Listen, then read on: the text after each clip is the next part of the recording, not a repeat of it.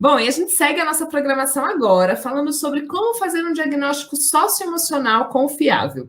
Então, nesse quadro, o Dr. Celso Lopes, que é médico psiquiatra e cofundador do programa Semente, ele vai nos mostrar como é que é possível usar a psicometria para fazer diagnósticos na escola, visando conhecer melhor o perfil dos professores e alunos e, assim, dar intencionalidade às práticas pedagógicas, identificar fortalezas e pensar em estratégias para aprimorar as competências que ainda não estão muito bem desenvolvidas, tá? O Celso conversa com a gente também por 25 minutos e no final eu volto aqui para fazer essas perguntas. Eu adoro quando vocês estão interativos, escrevendo aqui no chat, então acho que vai ser um tema muito legal aí, muito profundo, muito complexo, que vocês também vão poder interagir, tirar as dúvidas aqui com o Dr. Celso. Você já está por aí? Perfeito. Na escuta, Kelly. Como vai? Seja bem-vindo novamente aqui. É uma satisfação para a gente revê-lo no Conecta. A satisfação é toda minha. Tentar aproveitar o máximo de tempo que a gente tem aqui para discutir um assunto que é tão importante e tão desafiador para as escolas, né? Eu só quero... A tela já está compartilhada? Já estou vendo a tela por aqui, fique à vontade, já já nos falamos. Obrigado, Kelly. Como eu disse, para a gente conseguir aproveitar esses minutos, eu quero muito escutar as perguntas que necessariamente precisam ser feitas. A gente costuma brincar que se não houver perguntas é porque foi mal explicado. É lógico que já faço aqui um ponto de que é um conteúdo muito extenso e muito profundo para a gente discutir em pouco mais de 20 minutos.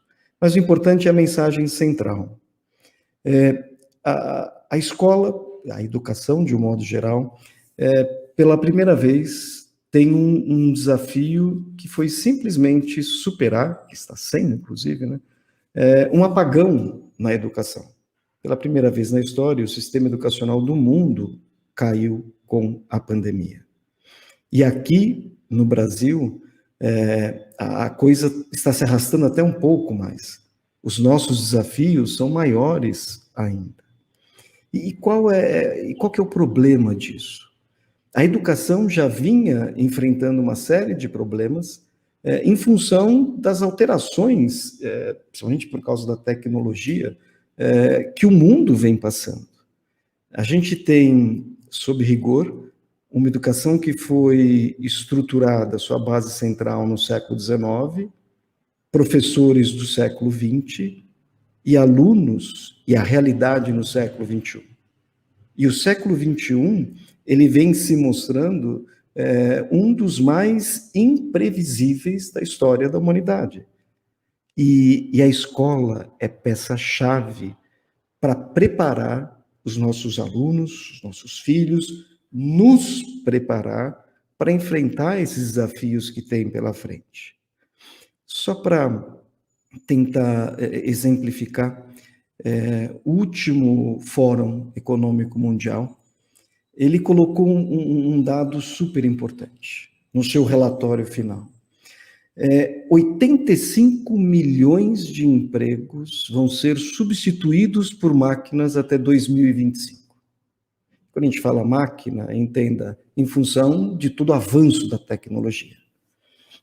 Mas olha que interessante, 97 milhões de novos empregos vão ser criados a partir da interação entre humano e máquina. E essa interação entre humano e máquina é muito parecida com a ideia do Homem de Ferro, né? O que vai estar acontecendo, isso a gente está falando para os próximos 4 anos, hein? Estimativas até 2025. O que a gente está falando de interação homem-máquina é, por exemplo, alguém que está numa área de manutenção vai estar com óculos de realidade virtual, com instruções de como arrumar aquela máquina. Essa é a interação. E são carreiras que vão se transformar não apenas de telemarketing, vamos pegar a medicina.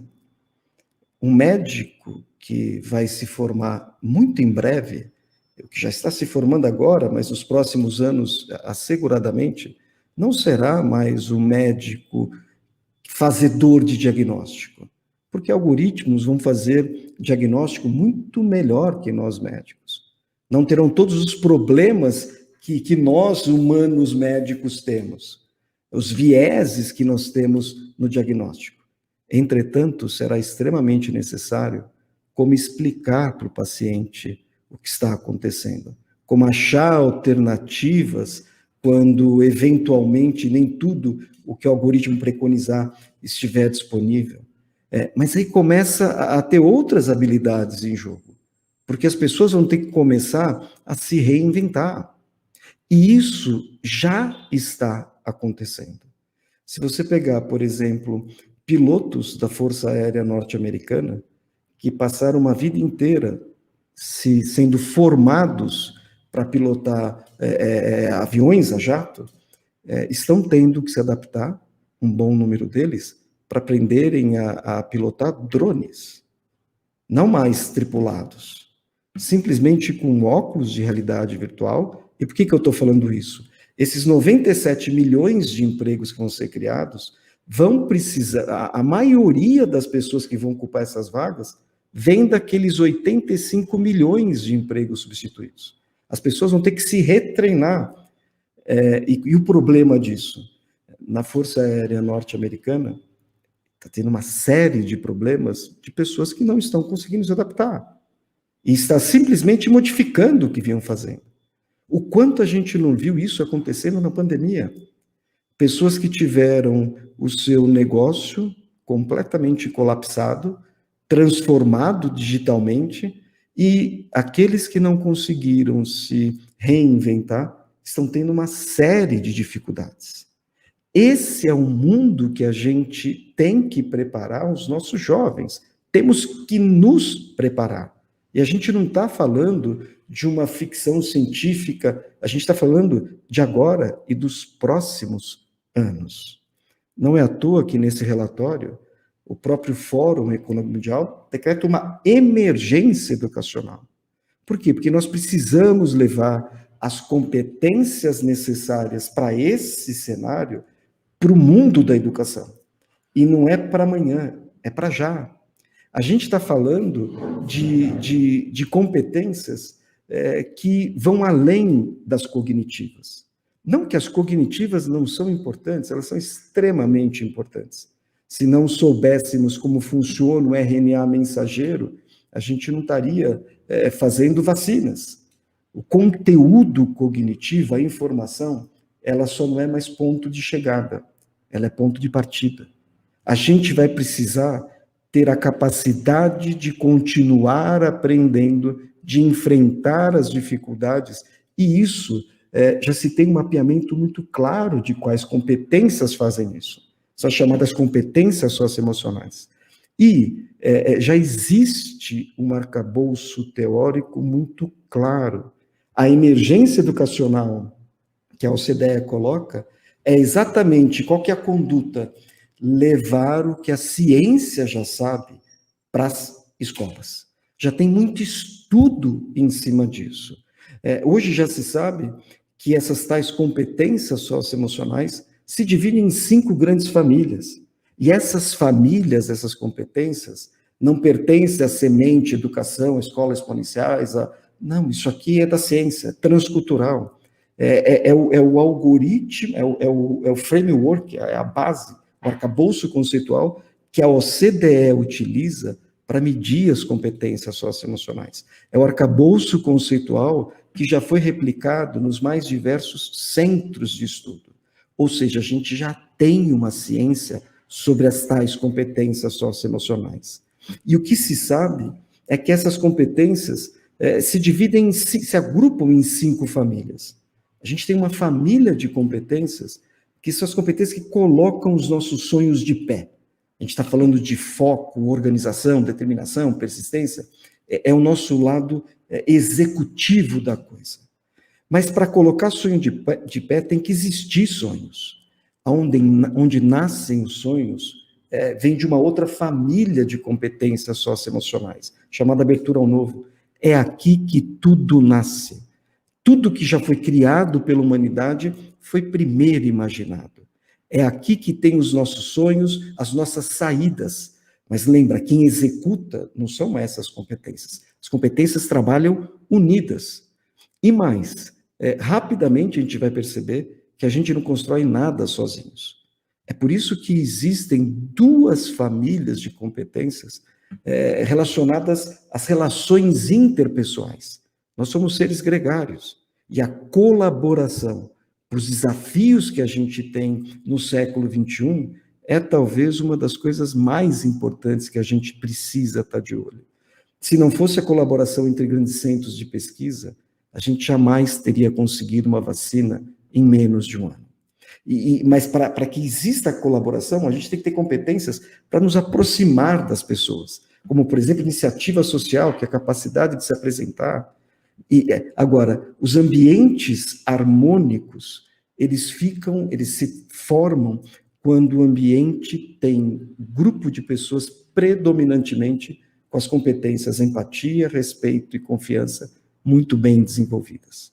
São as competências da última família que determinam a qualidade dos relacionamentos. A amarelinha é muito mais a quantidade. Só que, à medida que a gente sonha, tenta colocar de pé os nossos sonhos, interage com as pessoas, a gente vai vivenciar muita incerteza. A gente vai vivenciar injustiças. Teremos perdas. É exatamente para essa frente que existem as competências da família da modulação emocional. A nossa percepção de incerteza, ela é percebida nos estados do medo, como preocupação, ansiedade. Essas emoções surgem quando temos a percepção de incerteza. E tem um lado muito positivo disso. A preocupação nos protege, ela só não pode paralisar. É por isso que temos que aprender a modular as emoções. A mesma coisa serve para a raiva. Quando que surge os estados da raiva, irritação e indignação? Quando a gente tem percepção de injustiça. Só que a raiva ela pode ser um interessante sensor de injustiça, mas ela é péssima para resolver. Quando a gente não modula a raiva, o problema só aumenta. E modular a tristeza é lidar com perda. Olha a importância dessas competências ao longo da nossa vida. Agora, para estar nessa tabela, tem que atender algumas condições. Sob rigor, são 3 condições. A primeira condição tem que poder ser aprendida, tanto em contexto formal quanto informal. Contexto formal na escola, onde a gente consegue dar intencionalidade e acelerar o processo. Mas na vida a gente aprende isso. Então, toda competência que está aí, ela rigorosamente pode ser aprendida. Já tem estudos mais do que consistentes mostrando que temos essa progressão. É importante saber que às vezes ela não é linear. A família da autogestão, por exemplo, nós temos uma diminuição dessas competências, entre aspas, na adolescência. O que se sabe, na verdade, é que durante a transição de 10 anos aos 16, 17 anos, tem uma mudança do ambiente externo muito importante. O que se exige de um jovem de 15 anos é muito mais que se exige de alguém de 10. E aí as competências da família da autogestão que estavam ali ainda não são capazes de lidar com aquilo, mas vai aprendendo. É por isso que aparece um fosso. Mas todas elas têm uma progressão e podem ser aprendidas ao longo de toda a vida. Isso é um ponto muito importante. É lógico que existem fases de maior plasticidade, mas sempre a gente pode aprender. Quanto maior o tempo de exposição ao aprendizado, mais a gente consegue desenvolver, como qualquer aprendizado. A segunda condição, elas causam um grande impacto na vida das pessoas quando não desenvolvidas. Para dar exemplos, a família da autogestão, por exemplo, hoje se sabe, replicado em mais diversos centros, centros sérios, em que pessoas que têm essas competências muito bem desenvolvidas, elas ficam menos doentes, elas vivem mais, se cuidam mais, são menos propensas ao uso de substâncias. Quer dizer, olha o impacto que isso não dá na vida. Hoje se sabe que as competências da família da modulação emocional, quando elas estão pouco desenvolvidas, elas têm um impacto brutal nos relacionamentos. Quantos e quantos relacionamentos não são desfeitos porque as pessoas são arrastadas pelas percepções de justiça? Quando a gente fala uma emoção, por exemplo, como o ciúme, que é uma emoção super complexa, o componente raivoso do ciúme, a capacidade de modular a raiva, é uma das coisas mais tóxicas para os relacionamentos. E, mais uma vez, isso a gente aprende. Aliás, por falar em aprendizado, hoje se sabe muito bem que as competências da família da autogestão e da abertura ao novo têm uma correlação muito forte com a nota, com o desempenho acadêmico. Ou seja, uma das coisas que a gente vai precisar enfrentar agora na educação é conseguir preencher esse gap que aconteceu na pandemia. Como é que está o aprendizado dos nossos alunos? As competências socioemocionais são super importantes, mas os nossos alunos precisam saber matemática, eles precisam saber química, física, literatura, sociologia. Hoje a gente sabe o papel das competências socioemocionais para acelerar isso. E mais do que nunca, a gente vai precisar acelerar. Como nós não sabemos, na experiência de sala de aula, que alunos que são mais focados, alunos que são mais organizados, que não desistem com facilidade, mas que têm a capacidade de vir com problemas diferentes, são curiosos, é lógico que esses alunos apresentam um resultado, um desempenho melhor. E o desempenho profissional também é consistente com o desenvolvimento disso. Olha quanta coisa isso não impacta. E é por isso que a gente precisa, de modo muito sério, levar isso para a escola. E a terceira condição para estar aí é que elas podem ser medidas. E quando a gente fala em poder ser medida, a área da ciência, que na verdade foi que ajudou a estruturar todo esse arcabouço, é uma área chamada psicometria. Essas competências, elas não estão aí ao acaso. Existe todo um arcabouço matemático estruturado por essa área de psicometria que faz com que essas 17 competências, do que varia de um país para outro, às vezes é uma ou outra competência dentro da família, mas são sempre 5 famílias. É que essas 5 famílias, em torno de 17 competências, elas estão presentes em praticamente tudo que a gente fala de socioemocional, ou isolado ou em conjunto. E medir, como é que é essa medição? Basicamente, são 3 formas de medição: autorrelato, heterorrelato e tarefas, observação de execução de tarefas. 99,9% da literatura e dos estudos são em cima de autorrelato. E tem uma razão para isso. Como é que funciona?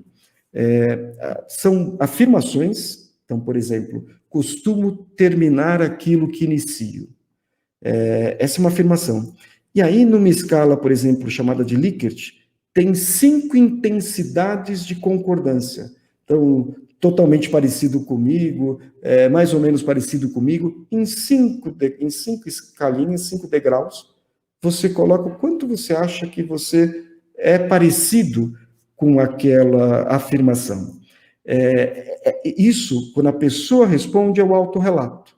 Agora, o heterorrelato é alguém respondendo isso, por exemplo, a respeito de outra pessoa.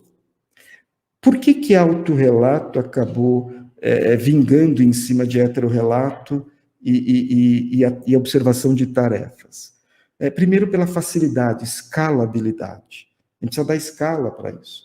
Se a gente pegar, por exemplo, observação de tarefas, você precisa de um profissional especializado. Então, por exemplo, analisar tarefas para verificar o desenvolvimento da criatividade. O teste, mais ou menos, demora 4 horas com um profissional presente, e a avaliação disso precisa de mais de um juiz para poder ter desempate. Ela praticamente não é escalável. Heterorrelato tem vários problemas. Um dos problemas é a fadiga. Você imagina, por exemplo, um professor respondendo questionários de 60, 70 itens, a respeito de 20 alunos. Quer dizer, isso é muito ruim, porque começa a entrar em fadiga, e fadiga interfere absolutamente no resultado. O outro ponto é que existe um efeito, um viés, cujo o nome é esse mesmo, chifre auréola. Quando nós temos uma predileção por algumas pessoas, a gente tende a subir a barra. E o oposto também é verdadeiro. Se a gente pega no pé de alguém, a gente abaixa a barra. E como é que se descobre isso? Estatisticamente.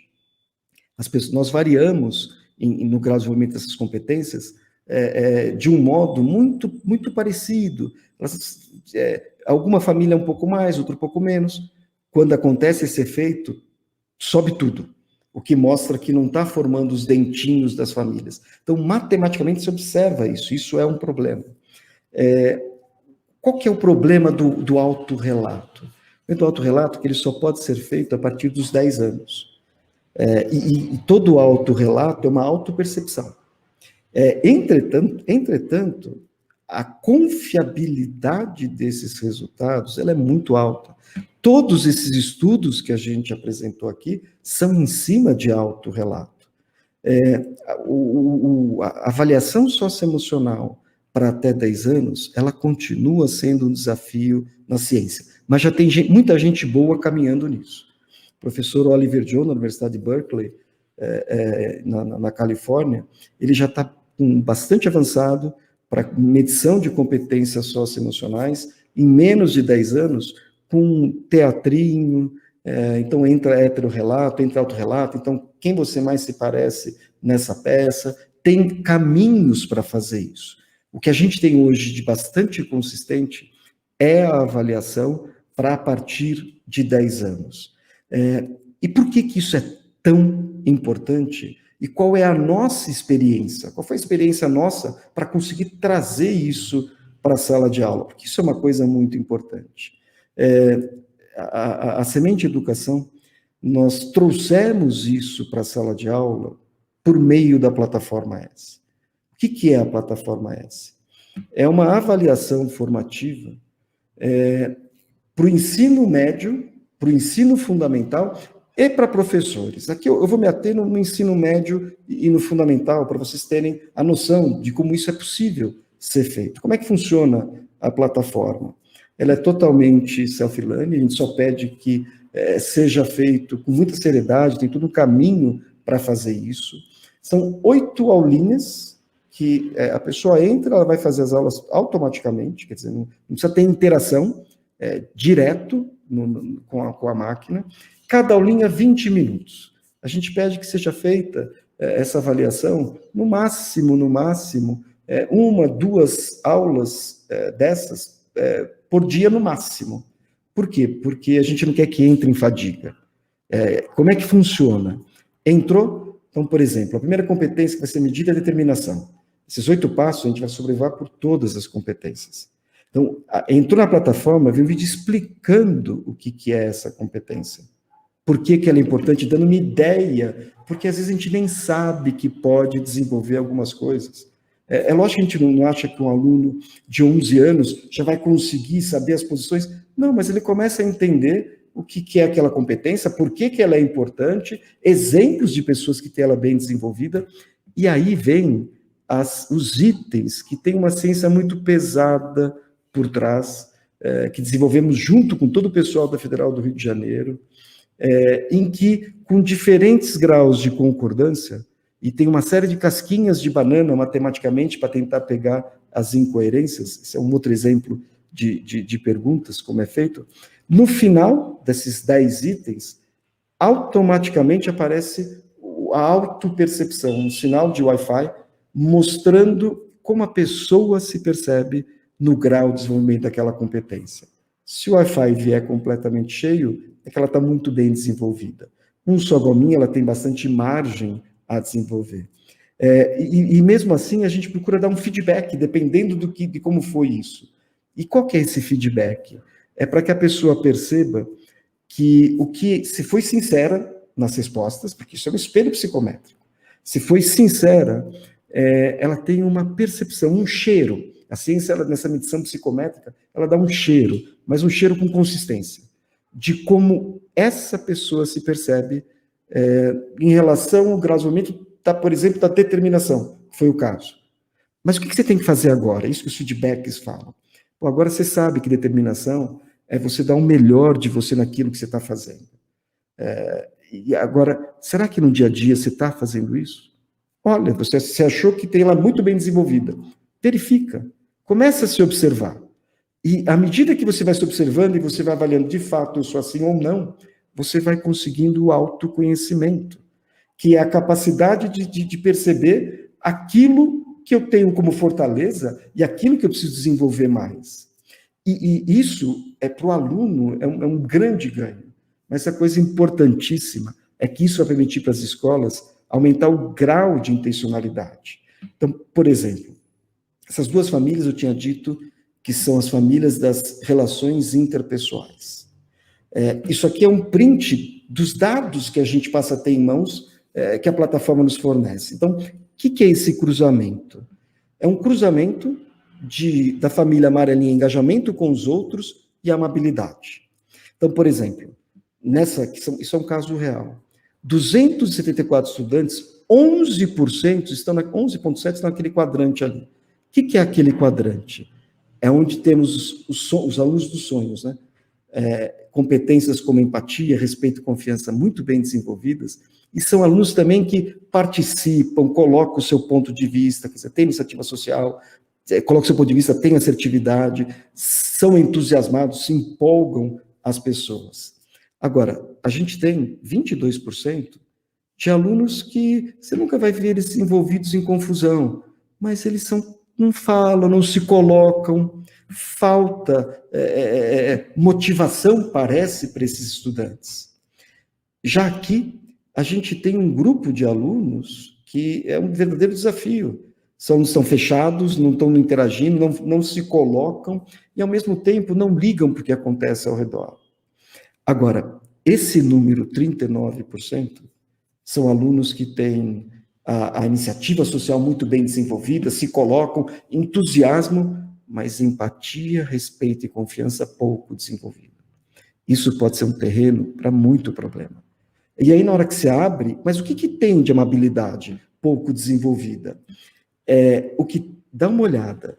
Quando a gente olha isso, a gente tem 40% dos alunos com empatia pouco desenvolvida. Quer dizer, que não consegue perceber a necessidade de quem está do lado. E na hora que você olha a modulação da raiva, 58% com modulação da raiva pouco desenvolvida. É lógico que a gente vai ter problemas aí. Mas agora a gente sabe o que fazer. A gente sabe que tem que trabalhar empatia, modulação de raiva, e é por isso que, por exemplo, no nosso caso, 100% das aulas, a gente tem as competências-alvo muito bem apontadas. A gente sabe o que vai estar ensinando ali. E isso funciona, não precisa ter o programa semente depois que a escola tem esse dado, porque essas competências, basta localizar no que a escola faz. Então, por exemplo, a escola está ensinando resiliência, porque eu tenho um programa de vocês ensinando. Ótimo, são essas competências que estão sendo mobilizadas. Então, continua fazendo tudo o que está fazendo. Apenas tem um mapa para saber o que está. E já para fechar, hoje, trazer a competência socioemocional para a sala de aula é lei. E onde estão os componentes? Você pegar a primeira competência do BNCC, você vai rapidamente perceber que para conseguir explicar a realidade, continuar a aprender, precisa de curiosidade, imaginação criativa. Para ter uma sociedade justa, democrática, inclusiva, precisa de empatia, respeito. É assim que a gente sabe como é que estão as competências socioemocionais ali. E, para finalizar, todos os professores sempre ensinaram isso. Agora a gente precisa da intencionalidade. É esse o nosso desafio. Deixa eu abrir para perguntas, porque senão o nosso tempo vai estourar aqui.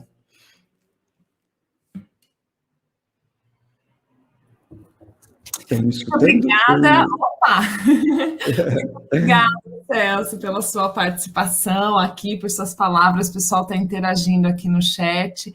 agradecendo, concordando, falando do desafio mesmo das diferentes gerações que passam dentro da escola, que muitas vezes essa formação socioemocional é dificultosa no corpo docente, né? Nas próprias pessoas que trabalham na escola, então como é que elas desenvolvem isso nos alunos sem, né, muitas vezes não ter ainda autodesenvolvido nesse sentido. Mas eu vou te fazer algumas perguntas que o pessoal trouxe aqui no nosso chat, tá? Deixa eu só abrir aqui. A primeira delas é da Marinela de Souza. Ela pergunta o seguinte: como começar a ensinar essas habilidades nessa fase tão complexa, dos 10 aos 16, 17 anos, considerando que a criança ou adolescente não teve uma educação socioemocional desde a primeira infância? Ou seja, como é que ela auxilia as famílias também a resgatarem, né, esse tipo de conversa e fomentarem isso no relacionamento? Boa pergunta. Tem toda uma estratégia para isso, né?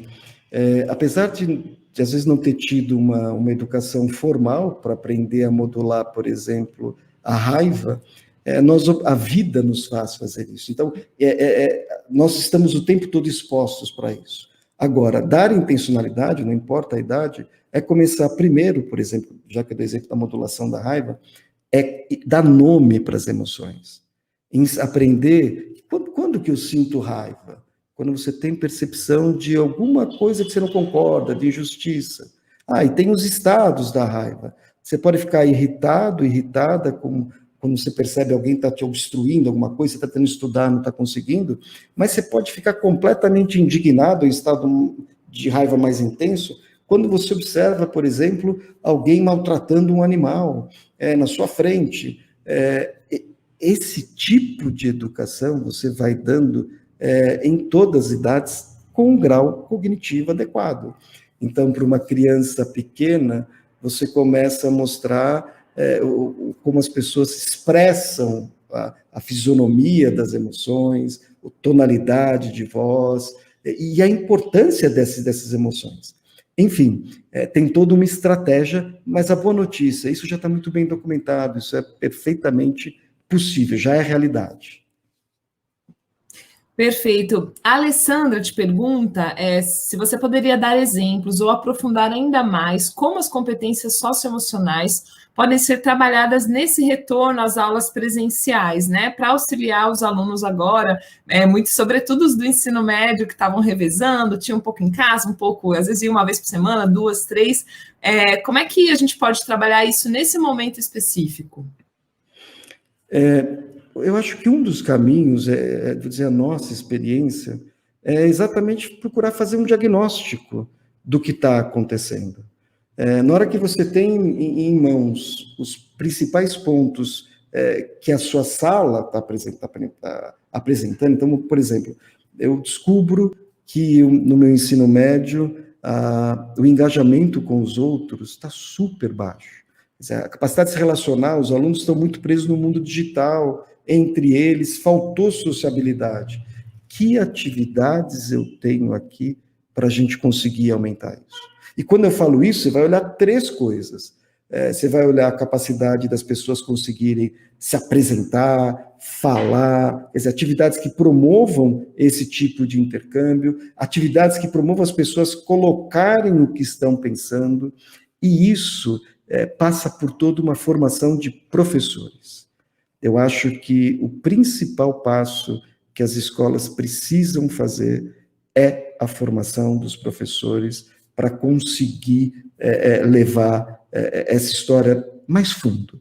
Porque quando a gente fala a volta, como é que a gente vai trabalhar a volta?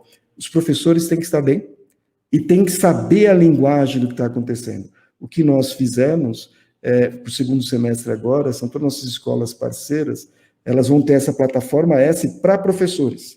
Mas qual que é a diferença? A própria plataforma vai indicar caminhos para o professor poder desenvolver ele nele mesmo, nela mesmo, essas competências, numa duração de mais ou menos 20 horas. Então, em resumo, como fazer forma professores, avalie alunos, e a partir disso, professores e alunos no trabalho da comunidade da escola para desenvolver isso.